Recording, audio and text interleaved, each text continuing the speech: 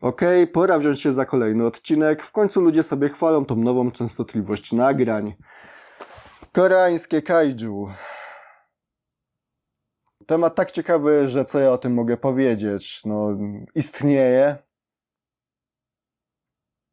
Zaczynamy.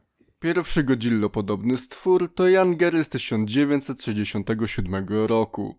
Jan Gery jest połączeniem dwóch słów. Yang, młody z imieniem Gary. Młody Gary. Chyba coś pomyliłem. Nieważne. Od początku skupiamy się na perypetiach pewnej rodziny, gdzie każdy z członków daje siebie 100% w dziedzinie, w której jest najlepszy. Mamy tu astronautę, wynalazcę, ministra nauki oraz kobiety zajmujące się domem. W drodze na miesiąc miodowy młodej parze zaczyna doskwierać okropne swędzenie. Winowajcą okazuje się młodszy brat dziewczyny, który dla beki oświetlił ich najnowszym wynalazkiem najstarszego z rodzeństwa, promieniem świądu. We found out that the light ray causes severe itching. But there can be side effects. Understand? To twój wynalazek jest efektem ubocznym rozwoju nauki. Don't you realize they almost scratched themselves to death? Yeah, but you gotta admit it was kind of funny. Yes, Icho, I guess it was. A pamiętasz, jak oświetliłeś swoją siostrę tym dziwnym laserem? To były czasy. Szkoda, że umarła na raka. Laba małżonków nie trwa zbyt długo, gdyż panna młoda tego samego wieczoru zaczyna truć dupę mężowi, że się nudzi. Looks like our marriage is doomed. No. Teraz musi dać dupy byle komu, na rozprawie rozwodowej powiedzieć, że to przez zaniedbanie, po czym zgarnąć połowę majątku. Piekło kobiet.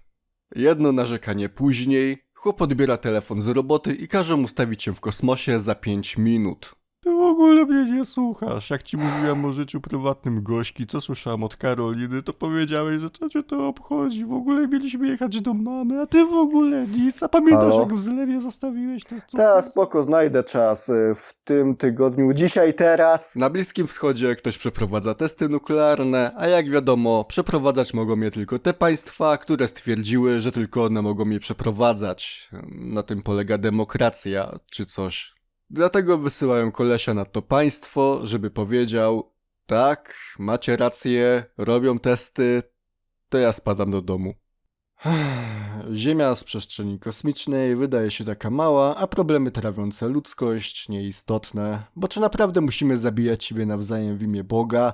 Czy musimy utrzymywać system, który nas de facto nie woli? Czy musimy podporządkowywać się bzdurnym dyrektywom Unii Europejskiej przykładającej interesy państwa niemieckiego nad wolność jednostki?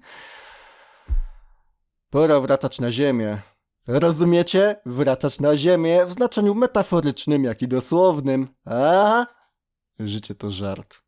Wracamy i to w jakim stylu? Top 10 filmów będących inspiracją dla multimiliarderów. Numer 1. Ten film o pseudo-Godzilli. Okej, wybuch atomowy powoduje trzęsienie ziemi, wybudzający ze snu prastarego potwora. Naoczny świadek prawie umiera.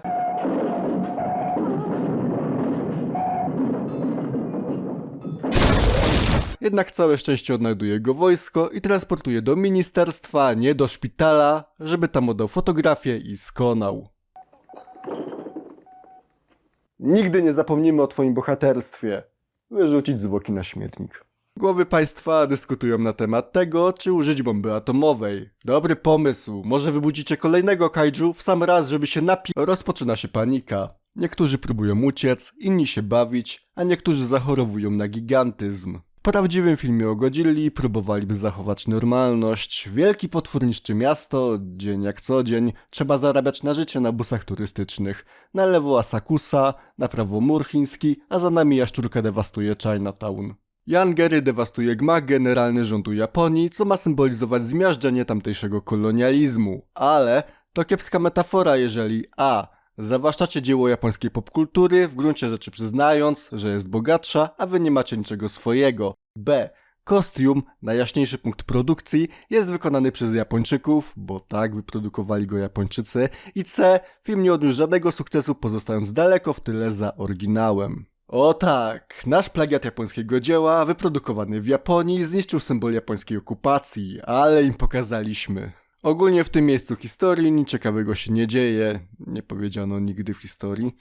Ogromniak robi to co każdy ogromniak w filmie o ogromniaku. Ogromniakuje miasto, pije ropę naftową, tańczy z jakiegoś nieznanego powodu.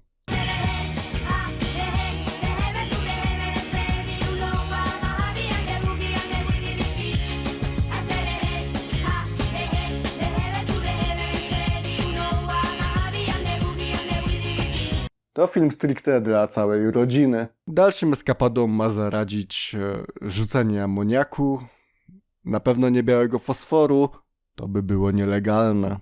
Natomiast skorzystanie z lasera śmiertelnego świądu byłoby zbyt dobrą strzelbą Czechowa, takim zabiegiem narracyjnym, że jeżeli pojawia się dana rzecz, to zostanie ona potem wykorzystana, coś jak kamienie w dokumentach o życiu kobiet w islamie. Stworzenie umiera w drastyczny sposób poprzez wykrwawienie się z odbytu, to jest ból dupy osławego Dzilli.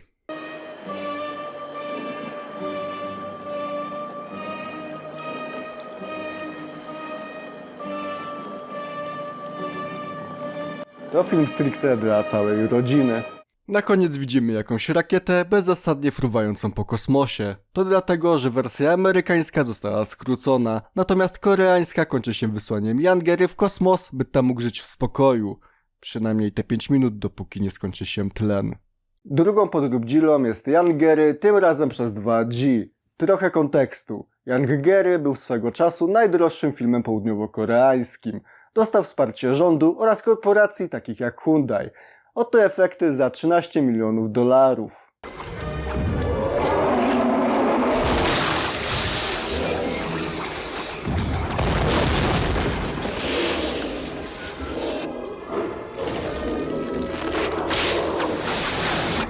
Były nawet zrobione kostiumy, ale podjęto decyzję o zastąpieniu ich wysrywem 3D. Dodatkowo wersja amerykańska jest wzbogacona o takie cuda. Okładka. Widziałeś Godzillę? Yangery cię zaskoczy. No faktycznie, zaskoczyli mnie, a i tak nie miałem wysokich oczekiwań. Albo tutaj. Tło pozostaje to samo, ale to tak jakby inny kadr, więc postacie znikają i pojawiają się nowe. No nie będziemy dłużej się pastwić nad efektami specjalnymi, popastwmy się nad fabułą. Gdzieś w jaskini archeolodzy odnajdują pulsującą pieczęć. Peters. Dig.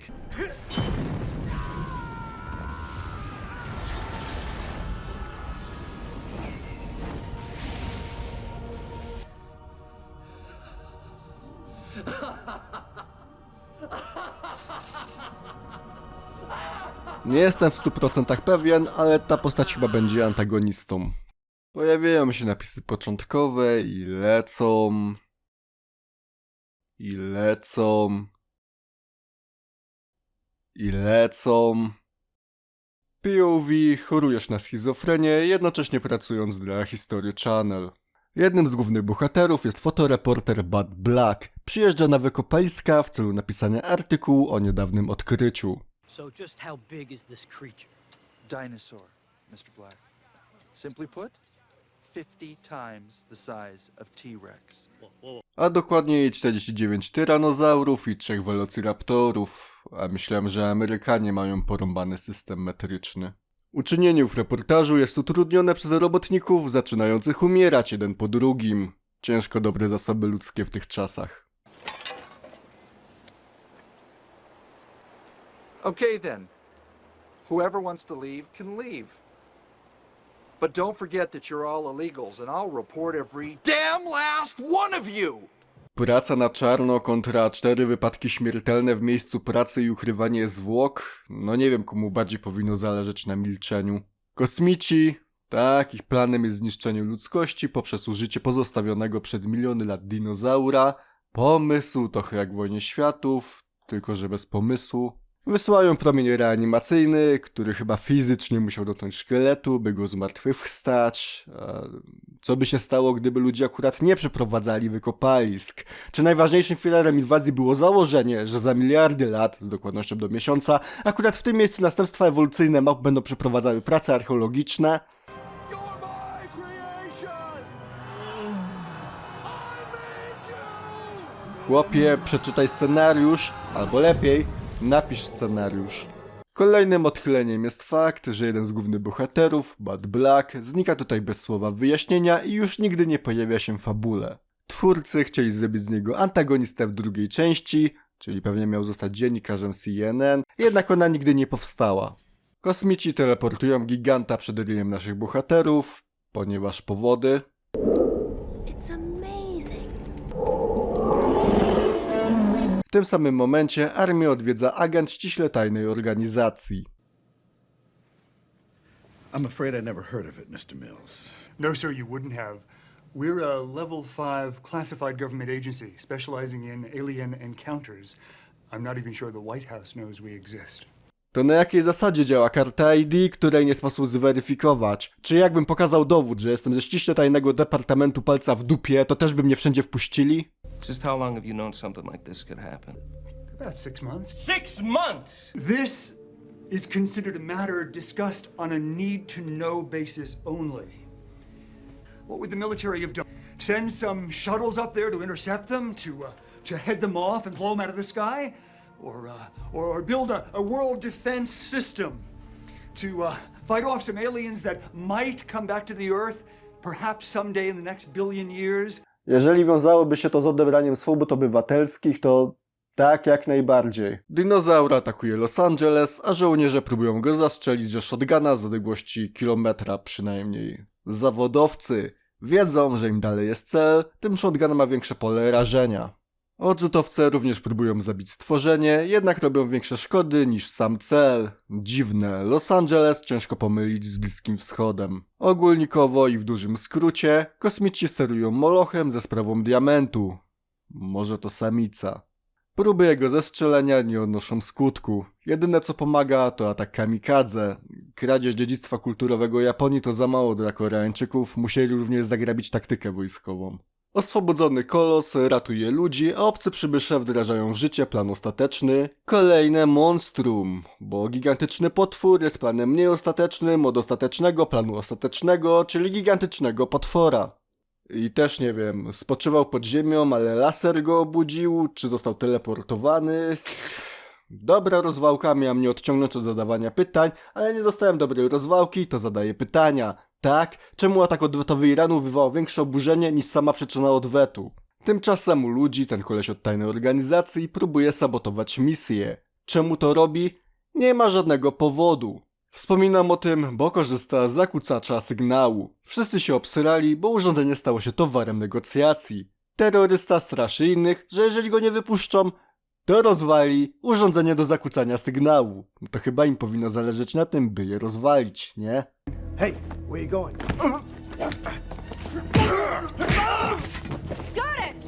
Jak widać nie.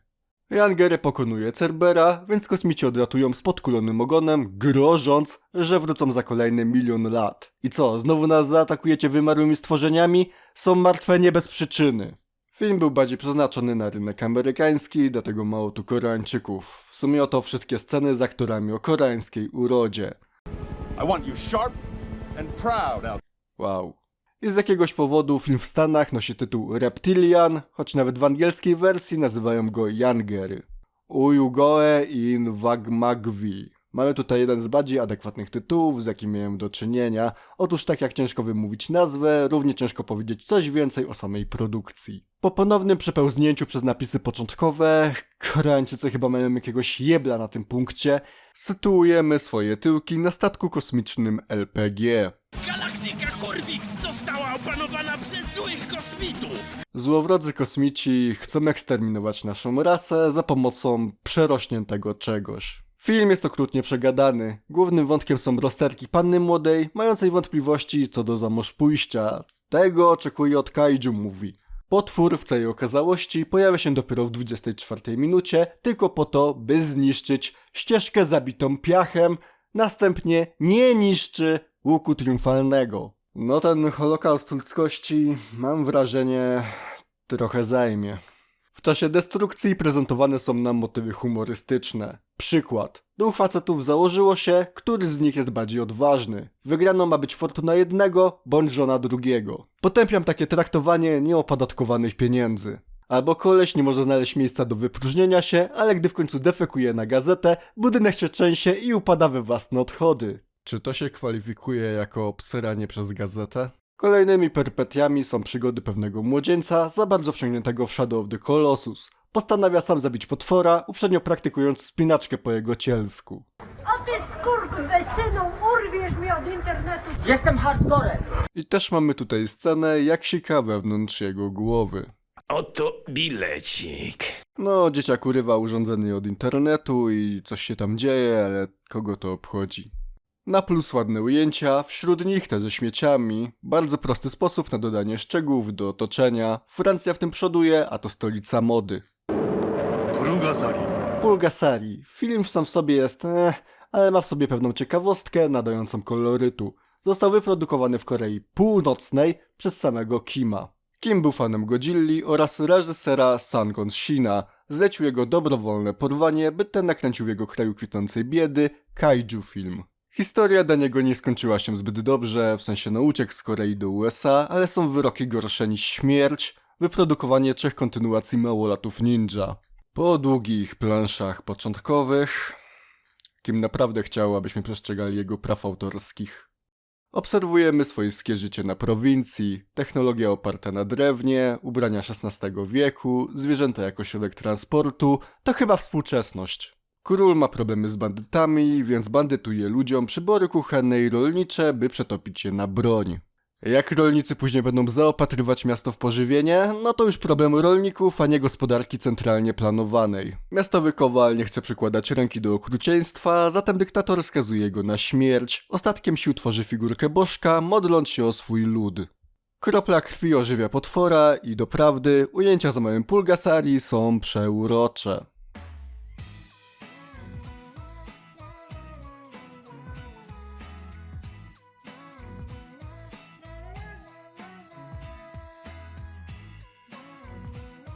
Jeżeli się w nim nie zakochaliście, to nie wiem, nie macie serca i wasze miejsce jest w łagrze. Stworzenie zjadając żelazo robi się coraz większe, aż dołącza do buntowników. Przez pół godziny nie dzieje się nic interesującego, mamy tylko jakiś piruet i okropne dźwięki walki.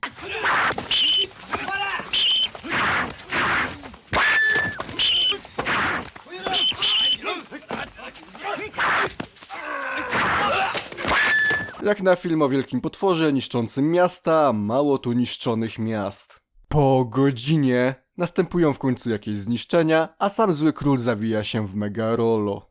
Na cienkim bardzo ostry. Tyran zostaje pokonany, jednak Pulgasari wciąż odczuwa głód. Zaczyna zjadać dobra swoich ziomków. Uciskani ludzie przeprowadzają rewolucję, jednak ich bohater okazuje się tyranem zagarniającym wszystkie bogactwa dla siebie. Ciekawe, co reżyser chciał nam zakomunikować. Córka Kowala poświęca się dla sprawy, ukryta w dzwonie zostaje zjedzona, co zamurowuje Boga. Wszystko wedle kosmicznych praw, tak sądzę. Powstał również remake, jednak za jego produkcję odpowiadali Rumuni. Tak, istnieje rumuńskie odświeżenie propagandy północno-koreańskiej, w końcu prawa autorskie były tanie, a dyktator brzmi bardzo podobnie do Director.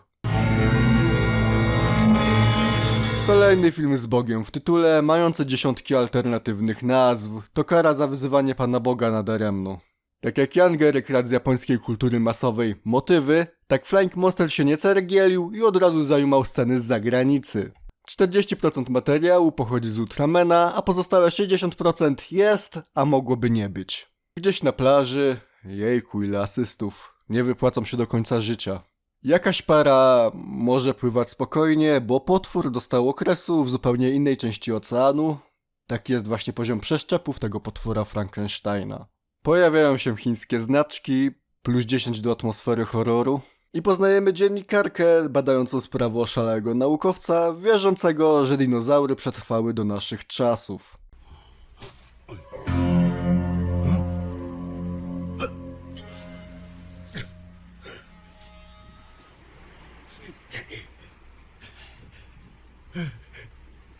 이것이다. 분명 선사시대의 공룡의 뼈가 틀림없다. 수천 년 전의 공룡의 뼈였다면 화석의 형성이 됐어야 한다.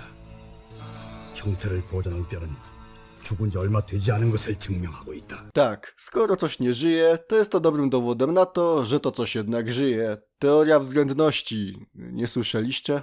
Naukowiec mieszka wraz z córką, będę ją nazywał Shang Tsung. Doktorek nie jest chętny do rozmów z prasą.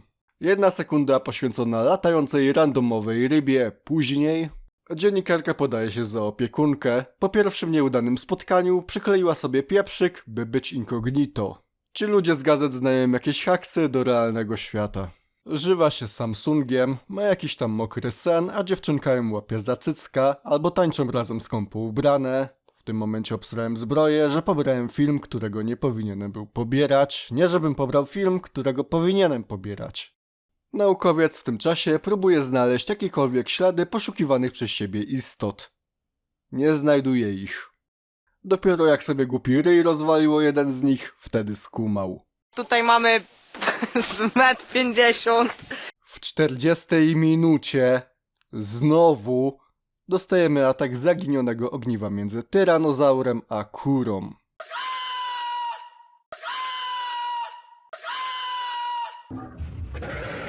Piekielnie gorący kurczak. KFC to mogła być twoja reklama. No i ten Samsung bardzo się ekscytuje na widok spapielonych zwłok obywateli. Czyżby się cieszył, bo minęła go anihilacja? Mam na myśli sequel Mortal Kombat. Drubdzilla zostaje pokonana, nie pomogło jej nawet strzelanie palcówki. Piu-piu z palców laserowych. Okazuje się, że to tylko sen. Każdy sen ma jakieś znaczenie, tymczasem twoje sny. Jednak kolejny potwór zaatakował, jest nim jakiś nietoperek. Wspaniałe dialogi. Jaka była przyczyna przekształcenia natarcia koguta na sentencję snu, skoro 5 minut po przebudzeniu mamy prawdziwą ofensywę? Żebyśmy się zastanawiali, niczym filozof, co jest prawdziwe? Śniłem kiedyś, że jestem kinemazłografią i teraz nie wiem, czy jestem wielkim potworem niszczącym miasto, który śni o byciu kinemazłografią, czy jestem kinemazłografią śniącym o byciu wielkim potworem niszczącym miasto. Wielki potwór niszczący miasto. Innym gigantem jest Triceratops. Feta, feta, feta, feta jak to deta.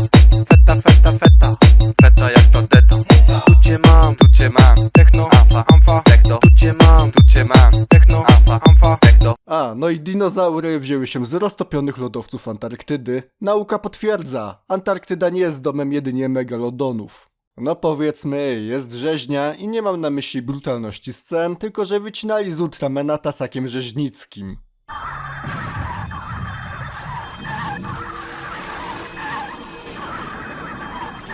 Z wątków mocno pobocznych mamy tu kobietę, co zapomniała o własnym dziecku w trakcie ewakuacji.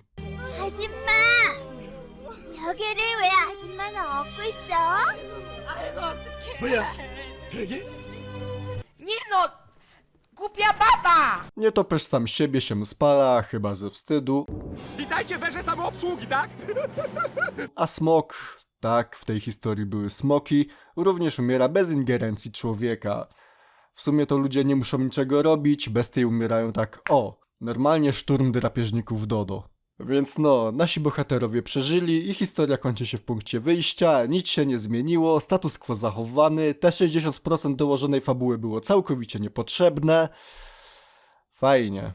Opuszczamy świat podróbek Godzilli, by zanurzyć się w podróbce King Konga. Ape, czyli atakujący naczelny potwór, bardzo zgrabny akronim swoją drogą. To Żynka próbująca zarobić na premierze rebootu King Konga 76. Choć autorzy próbowali temu zaprzeczyć, jeden ze sloganów głosił Not to be confused with King Kong! Tutaj transportowany gigantyczny goryl ucieka, sieje terror na ulicy i porywa blondynkę, by na końcu zostać zastrzelonym. Ja nie widzę podobieństwa. Także to była analiza Ape z 1976 roku. Kolejnym filmem na liście jest... Nie no, sobie jaja robię. W oryginalnych King Kongach poznajemy Wyspę Czaszki oraz niebezpieczeństwa znajdujące się na niej. Dinozaury, olbrzymie stworzenia, całe te. To bardzo ważna część historii, jednak tutaj zaczynamy w trzecim akcie, już po schwytaniu Małpiszona. Dzięki temu zabiegowi twórcy mogli uzupełnić motywy, dla których zabrakło czasu w pierwowzorze, na przykład chęć wykorzystania stworzenia w charakterze broni, czy działanie jako aktywistów. Nie no co wy, przedłużali to jak mogli, 5 minut takich kadrów, spoko, czemu nie? I see a red door and I want it painted black. No colors anymore, I want him to turn black. I see the girl walk by dressed in their summer clothes. I have to turn my head until my darkness goes. Dość. Zaczynamy na transporterze, chwilę przed uwolnieniem się bestii. Oh shit. O gówno, naprawdę. Rękaw ci, mordo, widać. Walczy z jakimś rekinem, a że sam jest gigantem, to rekin też jest gigantem. Potrzebujemy większych szczęk i potem będzie walczył z wężem, a że jest gigantem, to wąż też jest gigantem. W tym świecie na każdym kroku istnieją gigantyczne zwierzęta, ale to wielka małpa wzbudza sensację. Podpisała kontrakt z NBA czy co? Nasze czarne stworzenie zaraz po przypłynięciu na ląd zaczyna dewastować miasto. Jakie to typowe.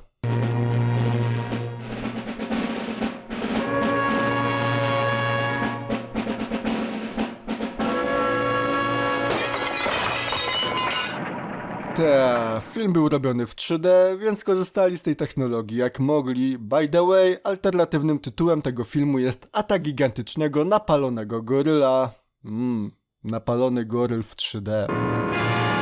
Głównymi bohaterami, poza samym gorylem, jest reporter oraz jego kobieta, aktorka grająca w jakimś filmie z leitmotywem gwałtu. Easy, Greg. I mean, you gotta be gentle.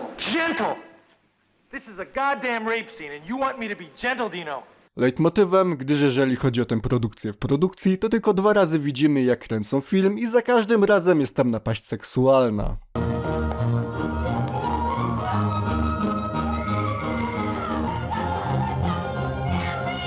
Jesteś poza zasięgiem kamery, możesz przestać biec. Tak jak obiektyw, kobieta też ma ograniczone pole widzenia, nie zauważa ogromnej małpy i po prostu wbiega wprost do jej dłoni. Twórcy chyba też mają nadzieję, że jesteśmy równie ślepi i nie zauważymy tych sznurków. Małpiszon idzie na dance floor, co daje porwanej możliwość ucieczki. Po walce z helikopterem i pokazaniu publiczności dosłownego faka, małpolut idzie szukać białogłowej w Seulu i cyk jest.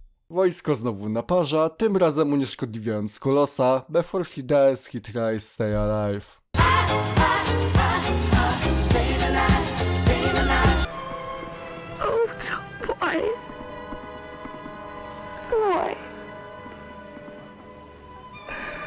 It's just too big for a small world like ours. No, w 10 minut znalazł poszukiwaną osobę w największym koreańskim mieście. Z innych niewspomnianych rzeczy, jakieś dzieci włamują się do parku rozrywki, co dodatkowo aprobuje ich opiekunka. Napalony goryl lubić dzieci. Mamy też nieprzycięty fragment, gdy ktoś z ekipy woła kota. Soundtrack przywodzący na myśl Manos, Hands of Fate.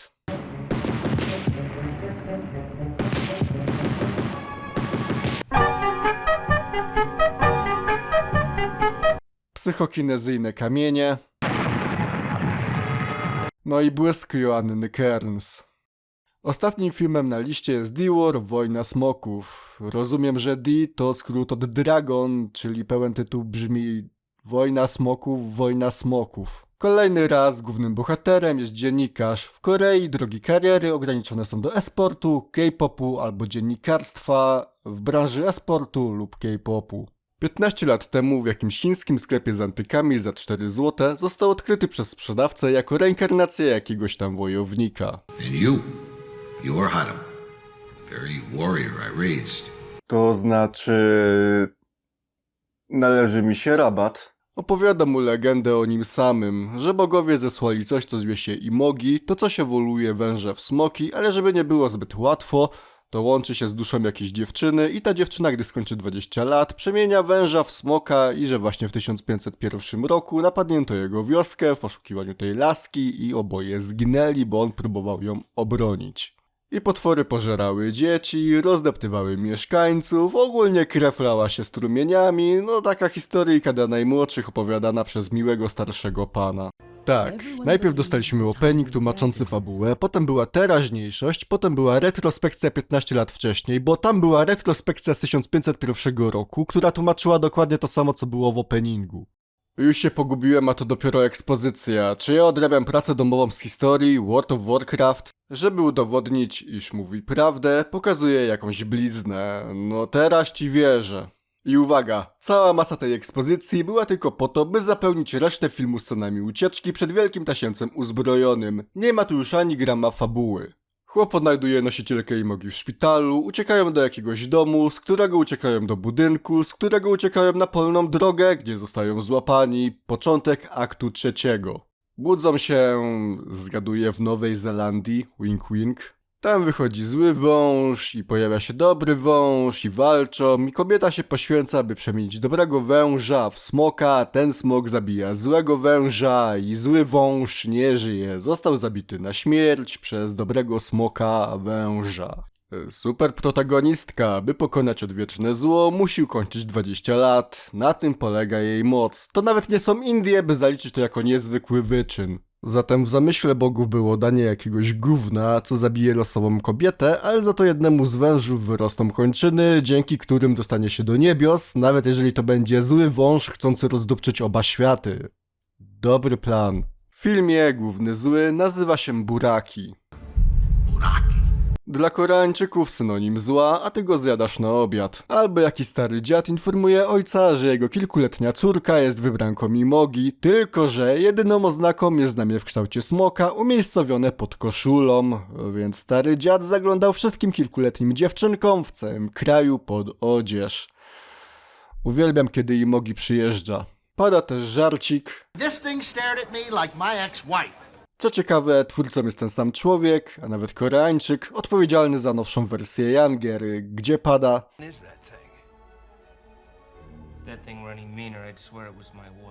ktoś tu ma nieprzepracowane traumy. Scena u hipnotyzera, długo by wyjaśniać, wygląda jak urwana z innego filmu.